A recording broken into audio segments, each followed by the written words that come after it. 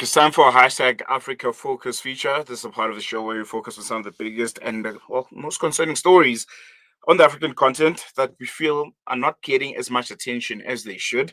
And this time around, we'll be heading over to the north of the Limpopo border. We'll be looking at our neighbor Zimbabwe, where Zimbabwe's ruling party, ZANU-PF, has essentially moved to extend current President Emerson Mnangagwa's stay in power, potentially keeping him in office until 2030. President Mnangagwa, who took over from long-time leader, former president and statement for Robert Mugabe back in 2017, following a military-backed intervention, or a soft coup, some would like to call it, was elected as president in 2018 and re-elected in 2023. And under Zimbabwe's constitution, he was meant to step down in 2028. So he had around three years after serving two terms. But at the party's recent conference in Motari, delegates backed a proposal to amend the constitution of the country. Something that we've seen throughout the continent so many times, which essentially means he'll be extending his term by 2 more years. Supporters say it's about policy stability and continuity, but critics call it a power grab, warning it could deepen internal divisions, especially between Mnangagwa's camp and that of his deputy vice president, Constantino Chiwenga. This morning, we'll be speaking to political analyst KudzaiMutisi to help us unpack what this means for Zimbabwe's democracy, what does it mean for succession politics, and the region's broader struggle with leaders clinging to power. Mozambique comes to mind, post-election violence and protests because, well, they were saying elections have been rigged. And it'll be an interesting conversation. And I think one that we need to keep a close and keen eye on, because South Africa and Zimbabwe are essentially twins. They sneeze, we catch a cold. And Kudzai is joining us to give us a bit more insight on whether or not we'll be catching a cold anytime soon. Kudzai, good morning. Thank you so much for joining us. Welcome to Salam Media. Always a pleasure. Thank you, and good morning to you and your listeners. There we go. I think let's jump right into it. Take us back to where the story began. What exactly happened at ZANU-PF's recent policy conference?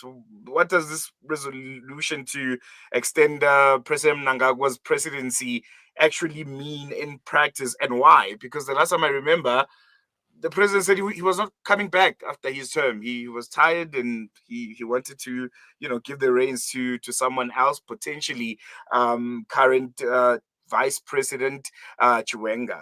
What changed from that moment to now? Okay, the president has never changed his stance. He has never said he's withdrawing that statement. He has been consistent in that he doesn't want to overstay in power. And that's what he said. And there is no other public record of him saying otherwise. This resolution did not start now, although it's getting more coverage now. It is actually a resolution from 2024. It was resolution number 1 in 2024.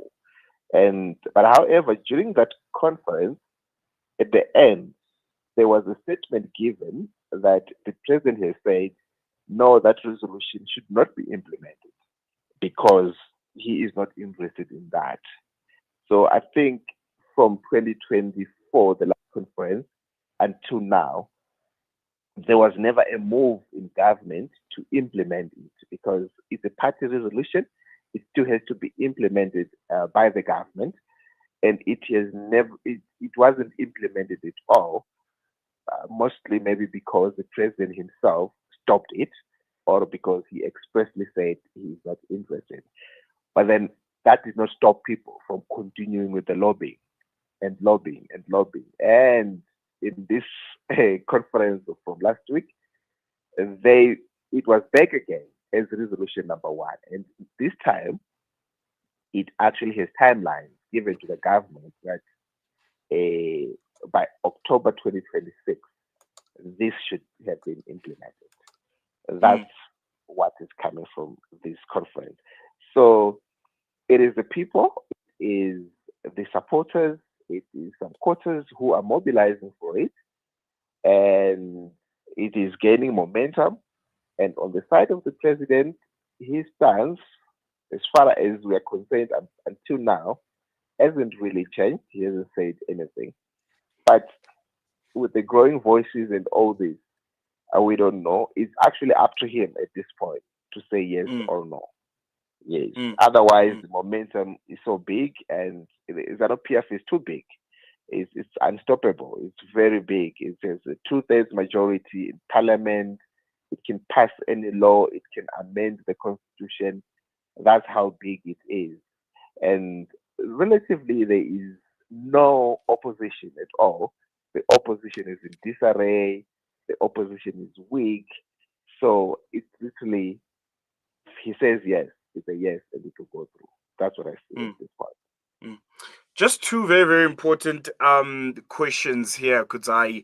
Um, would you say Mnangagwa has consolidated control since that takeover from former President Robert Mugabe, that quote unquote soft coup, or are cracks, especially between himself and Vice President Chiwenga, becoming more visible? And my second question is: you speak of a very, very strong and powerful ZANU PF and an opposition which is in disarray. How dangerous is that state of affairs where you have one party which is in control of the country to such an extent that they could even go as far as amending the constitution without any kind of pushback? He has consolidated power so much and in a very effective manner. But the way he did it is that he came with a different approach to government. Where, if you look at President Mnangagwa speaking all over the years, he doesn't have any. He may even during the campaigns, he may start and finish the election season without mentioning the opposition, as if it doesn't exist. He focused on what he wants to do himself. He focused on the projects that he's doing. He focused on changes that he wants to make and all that. So it has largely been through his performance that he essentially wrecked the opposition to be sort of like irrelevant in many ways. Mm, That's how he has been. And in the case of ZANU-PF, when he took over, ZANU-PF was actually divided because there were people who were very loyal to the former president, President Mugabe. And in 2018, it nearly cost him because those people sort of like boycotted or did not vote for him. So, but over the years, he has been quite unifying, taking people from the opposition. A lot of people who were in the opposition for 20 years are now the most ardent supporters of ZANU-PF at this point. They are the mm, ones going around campaigning for him and consolidating power for him in helping him. So he went on to unify ZANU-PF. He went on to unify the to take even from the opposition. So he has a lot of support for himself. For him, he has a lot of support as the president, and also it boils also to ZANU-PF. The so-called divisions that people speak about are not visible. They are not visible. When people mm, speak about them, you see them on social media, you see them with some analysts who keep saying there are divisions between Chiwenga and Mnangagwa. But when things are being done, you don't see the divisions. They didn't oppose that resolution, and no one opposed the resolution at the just at the conference. No one opposed it. So where were they? Where was that camp that could oppose it? It wasn't there. And also because it's just 2 years, maybe mm, there's this thing that okay, he's just extended by 2 years. Not really a big deal. We can be patient for that. And also because he has not explicitly said he's taking it on. So mm, it will be very difficult for anyone to fight him because you'll be fighting him for what? Because he didn't say so. So who are you going to fight? That's a very difficult position. mm, So unless the president himself says, I want this, or if he was at the forefront himself, then people would say, we are fighting. As mm, it is now, there is really nothing of the sort. There's really nothing of the sort. The divisions are not there.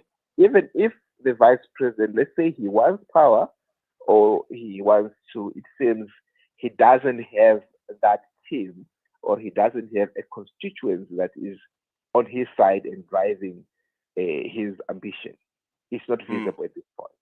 The power still rests solidly with President Mnangagwa.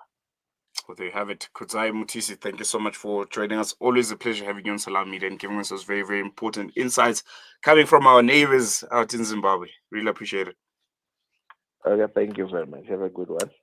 There you go. KudzaiMutisi, political analyst, helping us unpack and make sense of the latest, now doesn't look like a power struggle in Zimbabwe because of what he has mentioned.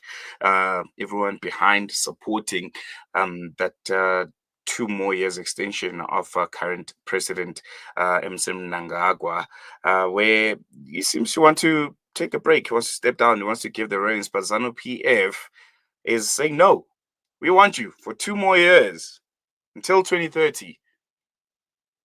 Raises tough questions about the country's democratic future, because we've seen kind of similar moves in other African countries where leaders extend their rule, going as far as amending the constitution.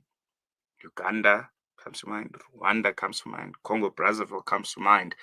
And there are very, very important lessons that could be learned from those countries and the kind of precedents that has been set, because terms come to an end.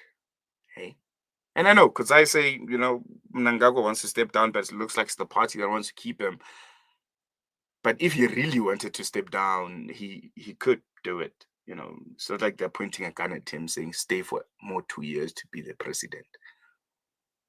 He could be posturing, saying, I would like to step down and not look like a typical power-hungry African leader. He could just simply say, I'm done. I want to step down. Like Nelson Mandela said, don't call me, I'll call you. But he's fine with it. He's fine with an amendment to the constitution of a country which would allow him to serve 2 more years. And we've seen how the story always pans out on the African continent, how dictators are born. And what kind of precedence is that setting for the next incoming president in Zimbabwe? What if he feels like, hey, I want to serve for another 5 years? And that 5 years comes to a close and says, I want to serve for another 5 years, another 5 years. And you have a situation like we've seen all across the African continent, where you have people running the country for decades and decades without end, until to the grave. Continuity versus control. It's kind of interesting to see how different 2 African countries that are so similar, South Africa and Zimbabwe, have such contrasting politics. Because I can tell you, if that motion was presented in South Africa to amend the constitution and have a president lead for extra 2, 3, 4 years after their terms come to an end, the pushback would be humongous from all aspects, from the media, from other members of parliament which are in opposition benches. Interesting, hey? Going to take a quick break. News and Views continues after this.